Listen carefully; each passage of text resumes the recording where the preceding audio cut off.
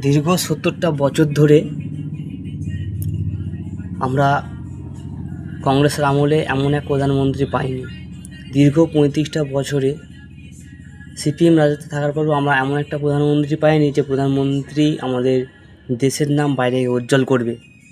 কিন্তু হ্যাঁ, 2014 থেকে আমরা পেয়েছি নরেন্দ্র মোদীকে, আর 2014-র পর থেকেই আমরা দেখতে পাচ্ছি আমাদের নরেন্দ্র মোদী উনি দিনের পর দিন কী করে চলেছেন আমাদের জন্য।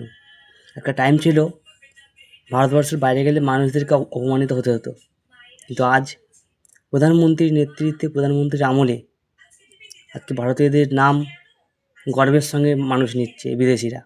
এমনকি বিদেশিরা আমাদের যোগব্যায়াম, আমাদের গীতা, আমাদের সাংস্কৃতিক, আমাদের ড্রেস পোশাক আজকে ভারতীয়রা গ্রহণ করছে 2026-এর বুকে দাঁড়িয়ে। এটা আমাদের ভাবতে হবে। এমনকি আমেরিকার মতো একটা শক্তিশালী দেশকে যে আমাদের ট্যারিফের ভয় দেখায়, সেই আমেরিকাকে নরেন্দ্র মোদীর জুতোর তলায় টিপে রেখে ইউরোপীয় কান্ট্রির সঙ্গে আজকে হাত মিলিয়ে প্রত্যেকটা জিনিসের সঙ্গে চুক্তি করলেন, A to Z, বস্ত্র থেকে আরম্ভ করে একদম গাড়ি, মানে A to Z সব কিছুতে কোনো কিছু বাদ নেই। আর আজকে আমরা সেই প্রধানমন্ত্রীকেই বলি, গালাগাল দিই, উল্টোপাল্টা কথা বলি।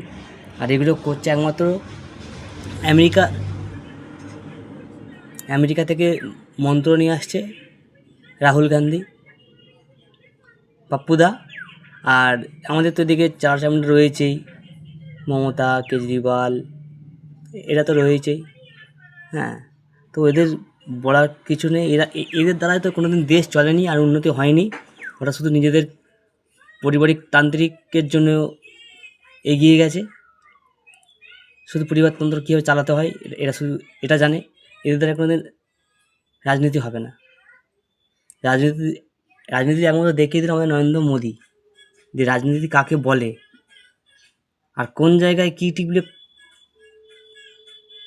ভোটটা আসবে সেটা খুব ভালোভাবেই জানে। একেই বলে যে কোন দেবতা কোন ফুলে সন্তুষ্ট, সেটা একমাত্র নরেন্দ্র মোদীই জানে।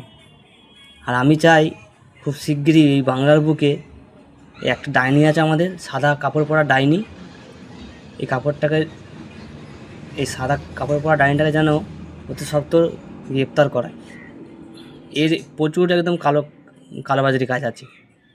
তাই বলছি 2026-এ ভারত মাতা কি জয়, বন্দে মাতরম, জয়।